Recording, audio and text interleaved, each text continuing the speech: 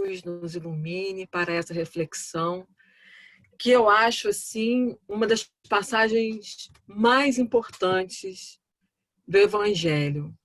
Porque, na realidade, essa passagem ela vem reafirmar a importância dessa lei que não surge com Jesus, mas já era um ensinamento antigo, né, com relação ao amor.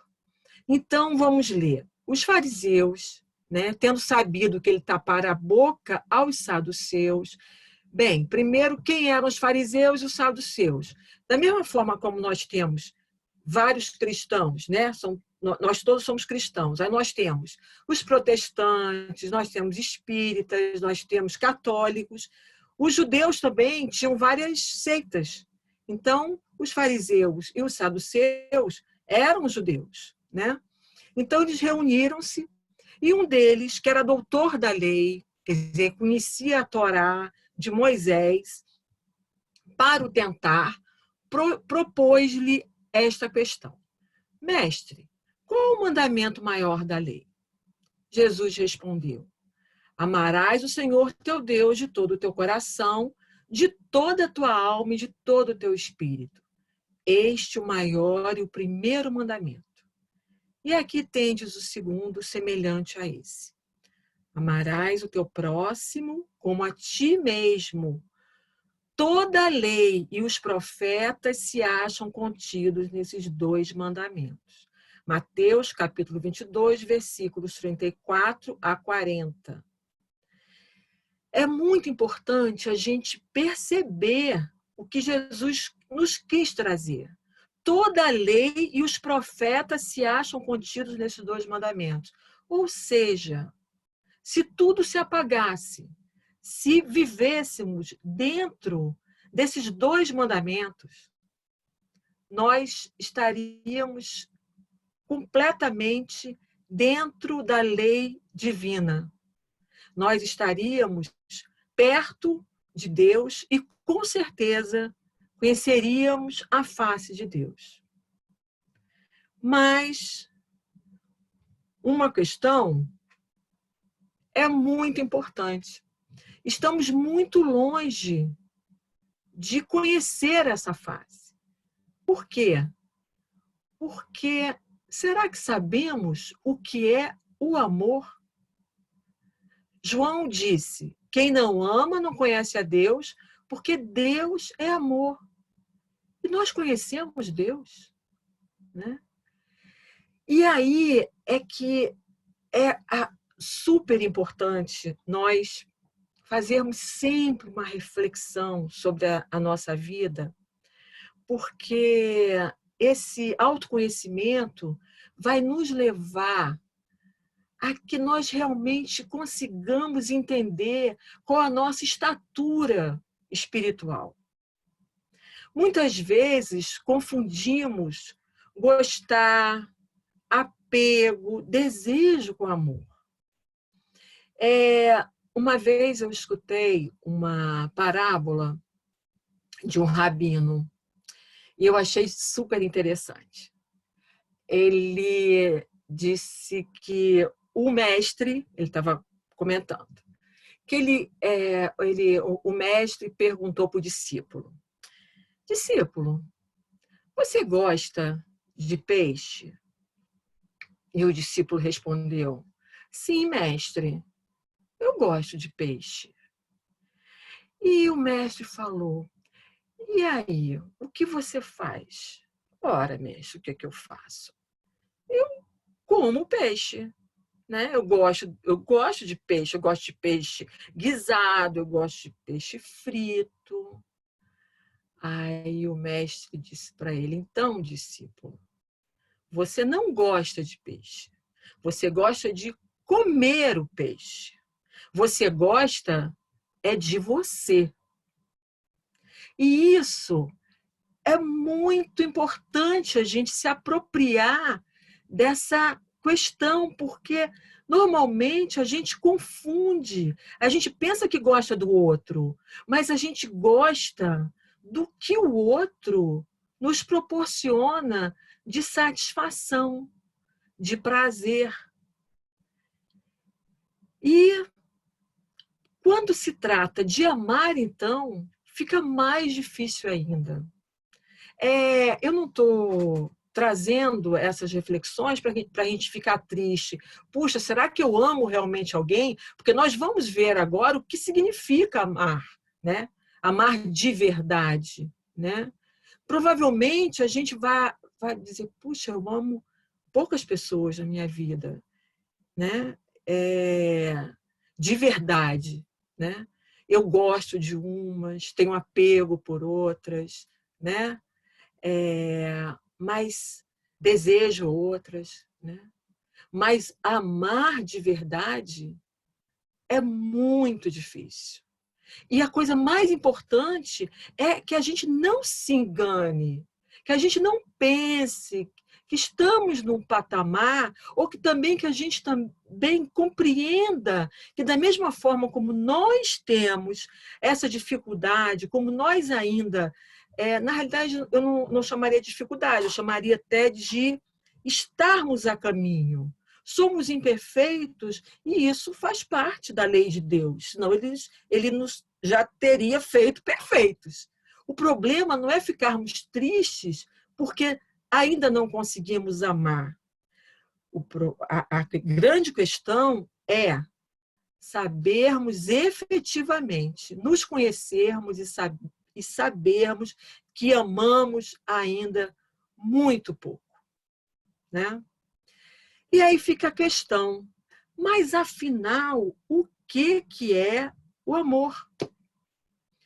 Fenelon, no Evangelho segundo o Espiritismo, capítulo 9, item 9, ele diz o seguinte, que amar, o amor é de essência divina, e todos nós, do primeiro ao último, temos no fundo do nosso coração a centelha desse fogo sagrado. É de essência divina porque se Deus é amor, né, todos nós fomos criados com esse impulso, né, desse amor. Então, todos nós temos dentro do nosso coração esse fogo sagrado.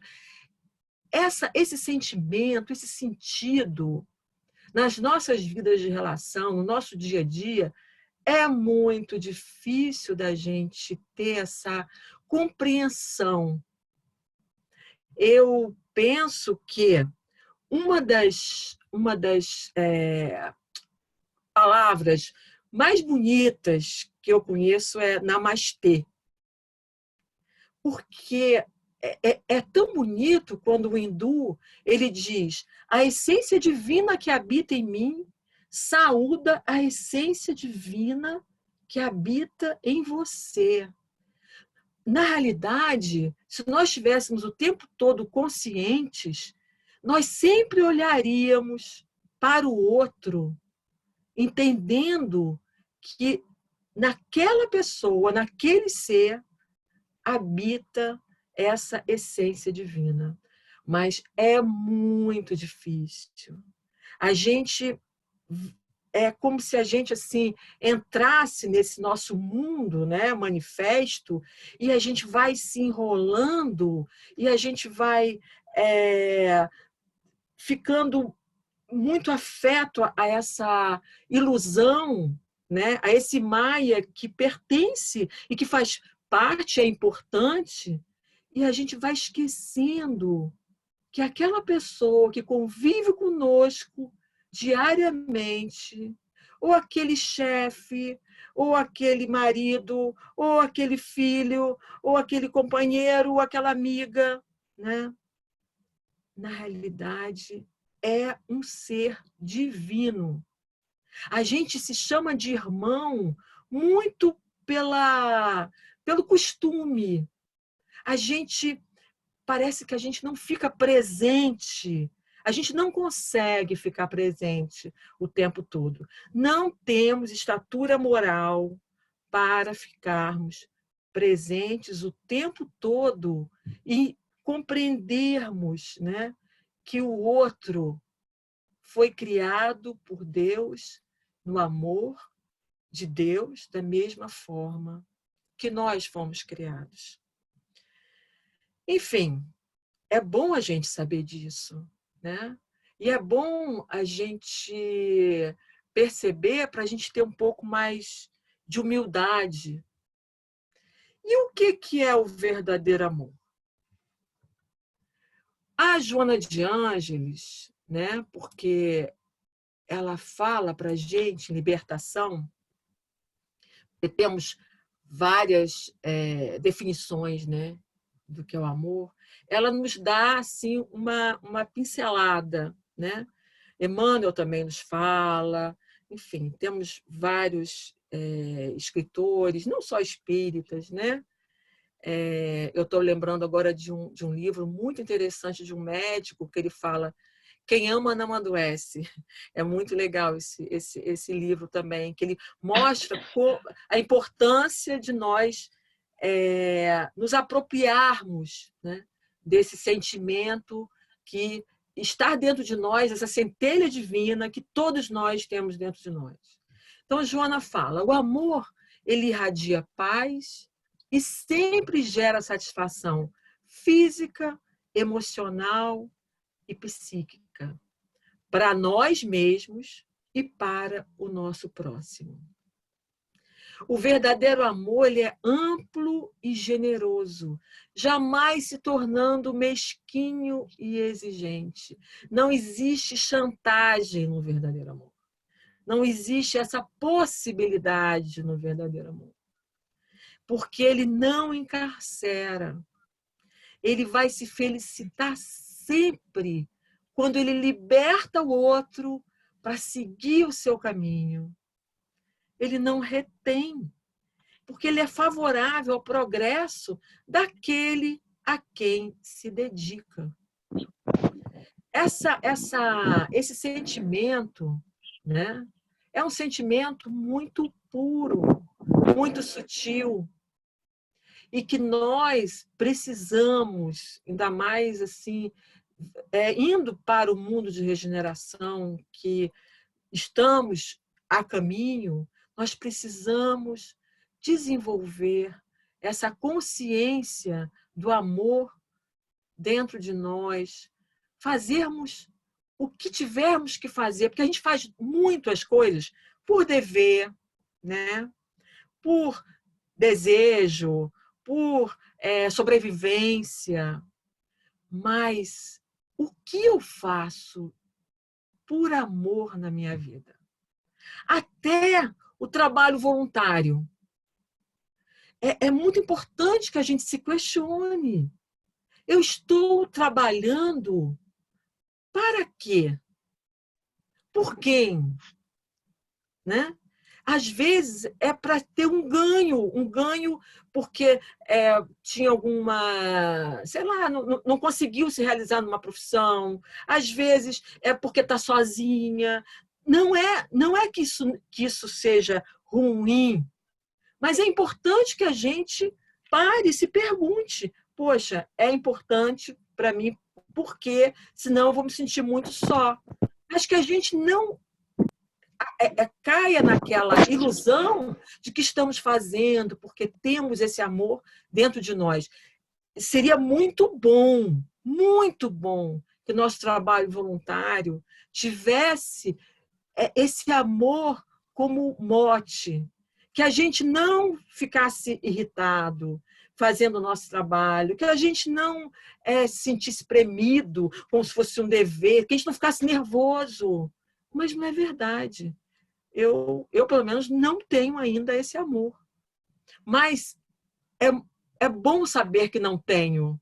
E é bom poder me exercitar para toda vez querer ter, para ter essa alegria no nosso trabalho. Opa. Não estou conseguindo mudar a tela? Por quê? Oi, clica na apresentação, de repente ajuda. O seu... foi. Foi. Deixa eu ver se eu pulei alguma coisa. Não, tá bom. Bem, Então, nós já vimos essa questão do amor, né? Como nós confundimos o amor, né? O amor com outras, vamos dizer assim, outros embriões que vão nos levar ao amor. Porque o apego, o gostar, né? O desejo já é o iniciozinho de alguma coisa. A necessidade psicológica, né, de fazer algo por nós e pelo outro, já é o embriãozinho desse amor que nós temos dentro de nós. E aí vem o amar a si mesmo. O que é amar a si mesmo? Olha, é muito interessante, porque quando a gente começa a estudar um pouquinho assim de filosofia, né? Eu estudo muito pouquinho mesmo, mas você começa a entender em psicologia que esse si mesmo é super falado.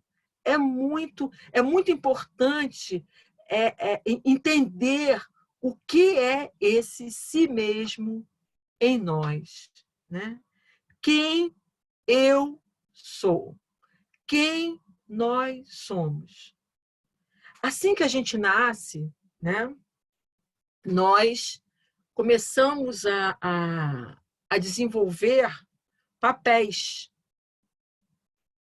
papéis da nossa vida, né? No caso, hoje, quem eu sou? Você é aposentada, você tem 63 anos, você é casada, você tem um filho, você está se formando, é psicóloga agora, vai se formar, né? Será que eu sou isso? Ou, na realidade, eu sou várias pessoas, eu desempenho vários papéis e que me constituem. Joana vai falar, né, e é fundamental, que nós temos que ter, para a nossa vida de relação com o coletivo, com a sociedade, nós temos que ter uma persona. Né? Eu falando para vocês agora, eu estou me utilizando de uma persona. Né? O que é a persona? É aquilo que é esperado socialmente de uma pessoa. É como ela acredita que deve parecer. É como um acordo entre o indivíduo e a sociedade. E essa persona, ela começa a se criar desde quando a gente é pequenininho, né?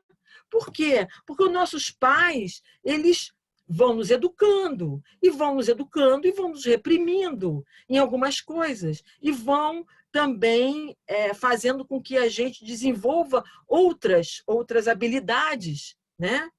E nessa educação, você vai trazendo e você vai colocando no seu inconsciente algumas coisas que precisam ser recalcadas.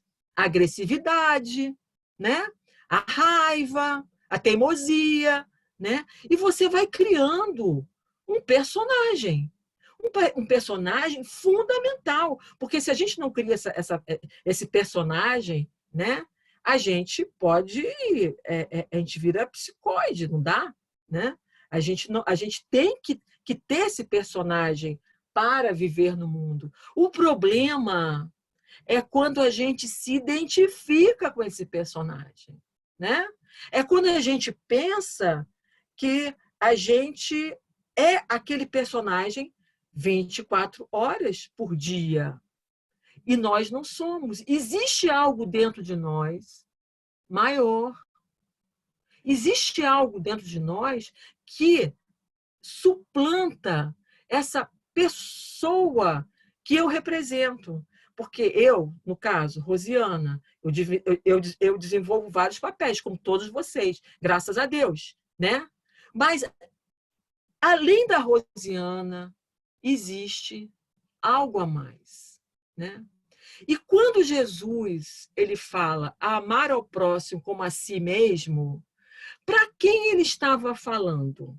Esse si mesmo que Jesus nos traz, esse si mesmo é a Rosiana que veio sendo construída, né, através da sua educação, dos seus estudos, ou cada um de nós, né? Ou é algo mais profundo, né? O que é, ou quem é esse si mesmo? Pois bem, o Jung, ele vai dizer o seguinte, e eu estou trazendo Jung porque a Joana de Ângeles bebe do conceito que ele nos traz, né? Inclusive, nos livros, ela coloca, inclusive numa entrevista para Divaldo, ela diz isso numa entrevista, Divaldo diz isso textualmente, que ela, Joana, foi um dos espíritos que, vamos dizer assim, trabalhou Jung para a sua reencarnação e que o avaliou quando da sua desencarnação. Então, si mesmo, self, que sempre fala muito em self, né? E espírito com E maiúsculo, são sinônimos. Jung diz o seguinte: o si mesmo não é apenas o ponto central, mas também a circunferência que engloba tanto a consciência como o inconsciente. Ele é o centro dessa totalidade, do mesmo modo que o eu, quer dizer, a personalidade que nós temos, que nós vamos criando. A criança com 2 anos, ela começa a criar essa coisa do eu, né? Porque até os 2 anos ela diz, ela fala assim, no caso meu filho Saulo quer água, né? Quando tinha 1 ano. Depois ele vai dizer, eu quero água, né? Aí é quando cria-se, né, esse complexo do eu, né? E então o eu pequeno, esse eu que somos cada um de nós aqui, é o centro da consciência. E o eu grande, que é o si mesmo, né, é o centro do espírito, que é muito mais. Se vocês olharem aqui essa mandala, aqui do lado direito, né? Então, vocês estão vendo aqui o cursor, né? Aqui nesse meio dessa mandala está o que Fenelon fala com relação à nossa essência divina, né? O cursor sumiu. Ah, tá aqui. Nossa essência divina, tá aqui, ó. Aí nós temos essa mandala em várias direções. Nós podemos dizer que, vamos colocar aqui, que três faces, né? Essas 3 aqui, ó, vamos colocar aqui. 3 facezinhas aqui dessa mandala, ó, ela seria a nossa consciência. O resto todo aqui em volta é o nosso inconsciente. Aqui na consciência dessa mandala, ó, nesses 3 aqui, ó, nós vamos ter o quê? O nosso ego. Quando a gente reencarna, a gente cria um ego diferente. Eu sou Rosiana, posso ter sido João, pode ter sido Joaquim, né? Então, e quando eu reencarnar de novo, eu vou criar um outro ego, eu vou constituir um outro ego, né? E as personas, que são os papéis também que a gente desenvolve, também ficam aqui na consciência, para que a gente possa crescer e lidar nesse nosso mundo de relação com o coletivo. Mas grande parte dessa mandala, que é o nosso espírito total, que é a nossa totalidade, aqui nós temos experiências de vidas passadas. Nós temos os nossos instintos, tudo isso no inconsciente. Nós temos a nossa sombra. O que é a sombra? É tudo aquilo que a gente ignora de nós, que a gente são as nossas possibilidades. É ruim e pode não ser ruim, vai depender. Vai depender do que a gente tenha recalcado, colocado para debaixo do tapete, também nossas potencialidades de outras vidas que a gente não se recorda. né? E que muitas vezes ficam adormecidas para que outras possibilidades sejam despertadas nessa encarnação. Então, nós somos como essa mandala, né? Em que, na realidade, quando a gente fala, quando Jesus fala amar ao próximo como a si mesmo, ele não está falando só desse ego, ele está falando dessa totalidade. Por isso que, às vezes, é muito difícil para nós todos, para mim muito também, quando nós estamos numa situação e as coisas não ocorrem como a gente quer, como a gente deseja. Porque quem deseja naquele momento é o quê? É o ego, é a persona. Não é esse espírito, não é o si mesmo. Muitas vezes a gente faz uma oração e a gente diz, Jesus não me atendeu. Mas se nós confiamos que Deus é justo e que Deus é amor, ele está nos atendendo o tempo todo. Nós aqui ainda não temos estatura psicológica, moral, espiritual para compreendermos, né? É muito importante que a gente tenha essa humildade, que a gente vivencie essa humildade dentro de nós. Por isso, a necessidade de fazermos meditação, a necessidade de fazermos uma oração. Por que eu estou fazendo isso, meu Deus? Por que eu estou reagindo dessa forma? O que habita em mim? E olhar, ter a coragem de confrontar a nossa inveja que existe, os nossos instintos ainda primitivos que existem, o nosso egoísmo que existe.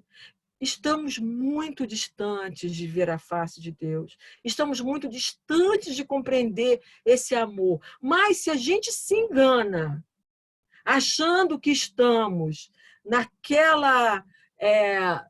que nem o filho pródigo. Aquele filho pródigo que ficou com o senhor da vinha, quando o outro foi passear, foi fazer o que queria. Quando... Na hora de abraçar o filho pródigo, o irmão não conseguiu. Por quê? Porque ele fazia as coisas, mas sem a verdade no fazer. E esse é o grande problema nosso, principalmente nós ocidentais. A gente vai sendo, vamos dizer assim, engolido pela tecnologia, pelo dia a dia, pelos filhos, pela sobrevivência, e a gente vai usando, muitas vezes, a doutrina, qualquer doutrina é muito boa, mas muitas vezes, a maioria das vezes, a gente usa a doutrina como fuga, e não como algo para realmente nos iniciar nesse amor de Deus. Aí, a Joana de Ângeles também vai falar sobre o self. Essa definição está em Elucidações Psicológicas à Luz do Espiritismo. A Joana diz o seguinte: herdeiro de si mesmo, o self, quer dizer, o espírito, é o próprio ser espiritual. O self é o próprio ser espiritual, precedente ao berço e sobrevivente ao túmulo. E nós, eu acho essa gravura muito bonita, porque nós vamos nos construindo. É para isso que a gente existe. A gente existe para nos construir, para parecer esse amor divino, essa essência divina que habita em nós. Deus não quis nos fazer prontos e acabados. Por isso, ele nos fez simples e ignorantes. E disse, agora, meus filhos, o trabalho é de vocês. Vão crescer para vocês compreenderem e poderem estar comigo. E aí, a gente também tem que se fazer uma pergunta, né? Esse amor que nós devemos ter a nós mesmos, ao nosso si mesmo, ao nosso espírito, espírito, ele também tem que se estender ao nosso próximo, porque o nosso próximo é o nosso espelho. Como a gente não consegue entrar dentro de nós, né? A gente não tem esse cabedal ainda para ter essa consciência plena, o nosso próximo espelha muitas vezes quem nós somos. Então, é muito interessante a gente pensar que a gente deve olhar, deveríamos, né, olhar o outro, né, sempre como o nosso mestre. Isso é muito difícil. É muito difícil. Normalmente, a gente se chateia logo, a gente fica impaciente, a gente não quer problemas. A gente está aqui para quê? Eu não estou aqui para ter problemas com ninguém, não estou aqui para ter problema com o filho, né? Não quero problema. Só que, muitas vezes, o problema, a relação com o outro, se ela não nos degrada, porque, vejam bem, amar ao próximo como a si mesmo. Não podemos ter uma relação que nos degrade, óbvio, né? Senão a gente tem que estar no equilíbrio, amando o próximo e se amando, né? Mas, muitas vezes, a gente só quer, não é nem se amar, porque eu não chamaria isso de se amar, mas a gente só quer se satisfazer. E quer ter uma vida de prazer. É natural, em função da nossa estatura evolutiva. Mas é muito importante que a gente tenha humildade com essa estatura, que a gente perceba isso, né? Se aproprie disso e reconheça com humildade que estamos muito longe de vivermos essa lei, amar ao próximo como a si mesmo, né? Ninguém deve se afastar do convívio do próximo. Ele é a oportunidade para se testar a tolerância, o amor, a gentileza e a fraternidade, com certeza. Mas, na minha avaliação, às vezes o afastamento é necessário. Se esse contato com o próximo nos degradar como espíritos imortais que somos. Joana, ela também, ela coloca, aliás, não é Joana não, desculpa, Emmanuel. Eu achei muito bonita essa citação, por isso eu trouxe, porque eu acho que ela abarca bastante o que é o próximo e como nós deveríamos, né, nos relacionar, como seria o ideal, né? Como Platão, um pouquinho, né? No mundo das ideias, né? Então, Emmanuel nos fala: o próximo, em cada minuto, é aquele coração que se acha mais próximo do nosso, por divina sugestão de amor no caminho da vida. No lar, é a esposa, é o esposo, os pais e os filhos, os parentes e os hóspedes. No templo do trabalho comum, é o chefe e o subordinado, o cooperador e o companheiro. Na via pública, é o irmão ou o amigo anônimo que nos partilham a mesma estrada e o mesmo clima. Na esfera social, é a criança e o doente, o desesperado e o triste, as afeições e os laços da solidariedade comum. Na luta contundente do esforço humano, é o adversário e o colaborador, o inimigo declarado ou oculto, ou ainda o associado de ideais que nos surgem por instrutores. Em toda parte encontrarás o próximo, buscando-te a capacidade de entender e de ajudar. Somos espíritos humanos, isso eu achei lindo, mistos de luz e sombra. É verdade. Amor e egoísmo. É verdade. Inteligência e ignorância. É verdade. Cada homem, na fase evolutiva em que nos encontramos, traz uma areola incompleta de rei e uma espada de tirano. Temos um tirano também dentro de nós.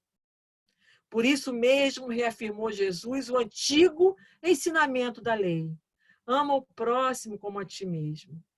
É que o espírito, quando ama verdadeiramente, encontra 1000 meios de auxiliar a cada instante. E o próximo, na essência, é o degrau que nos aparece diante do coração por abençoado caminho de acesso à vida celestial. Emmanuel. E por fim, meus amigos, para encerrar, né, essa reflexão, vamos nos conhecer em essência. Essa é uma proposta muito importante. Não vamos ter medo de olhar para dentro de nós. Se nós não tivermos condições de fazer sozinho, procura um amigo, vai ter uma terapia, vai se confrontar verdadeiramente com você, conosco, né? Vamos nos cuidar. Vamos nos cuidar, vamos nos amar, vamos nos cuidar como a gente cuidaria do próximo. É muito importante a gente ter esse carinho por nós mesmos. Se a gente não consegue nos amar de verdade, mas vamos ter aquele carinho, vamos nos perdoar, vamos nos compreender, nos aceitar mais dentro dessa estatura, dentro dessa moralidade que é nossa. Vamos nos integrar, porque cada vez que a gente se autoconhece, cada vez que a gente faz essa reflexão, através da meditação, ou através de algum trabalho terapêutico, né? Ou através da oração, o que a gente faz? A gente vai conhecendo melhor as nossas dificuldades, e é como se a gente vai digerindo, e aquilo vai se dissolvendo, e a sombra que habita em nós vai começando a clarear. Vamos nos realizar e vamos almejar, como Kardec coloca, a cada dia ser um pouquinho melhor. Para termos condições de... E aí eu coloquei simultaneamente. Por quê? Porque se a gente for esperar se amar totalmente para amar o próximo, vai ser difícil, né?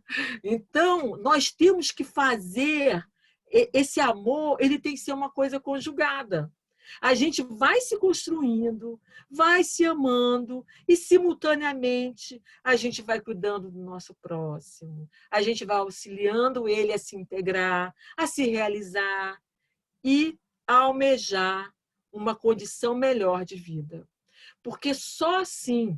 Eu estou lembrando aqui agora da palestra, a última palestra, né, que eu achei muito interessante, de quarta-feira, da Cecília, eu acho, e que a gente só vai conseguir compreender, não é compreender com o intelecto, é compreender com o coração, enxergar, ter olhos para ver e ouvidos para ouvir, né? E conseguir enxergar a face de Deus no dia que a gente conseguir realmente amar a nós mesmos, esse espírito que habita em nós, esse si mesmo e ao nosso próximo. Então, muita paz a todos nós, que Jesus esteja conosco, e Ele está sempre conosco, né? Mas que nós consigamos aumentar um pouquinho mais essa nossa estatura, para cada dia desenvolvermos melhor esse amor, essa centelha divina. Fiquem com Deus e muito obrigada.